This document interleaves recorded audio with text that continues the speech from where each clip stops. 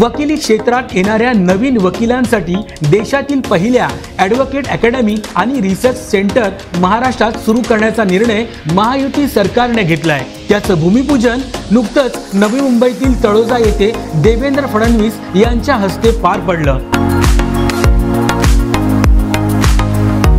या अकादमीचं महत्त्व लक्षात घेऊन देवेंद्र फडणवीस यांनी 10 कोटी रुपयांचा निधी देणार असल्याचे जाहीर केले आहे। शासन आणि समाजाला ही अकादमी अतिशय उपयुक्त ठरणार आहे। तसेच यामुळे न्यायदानाच्या क्षेत्रात उत्तम काम होईल। त्यामुळेच येथे शिकणाऱ्या वकिलांना विद्यावेतन देण्याचंही फडणवीस यांनी स्पष्ट केलं आहे। चांगले कायदे बनवण्यासाठी या अकादमीची निश्चित मदत होईल। त्यासाठीच महायुती सरकारनं हा निर्णय घेतलाय।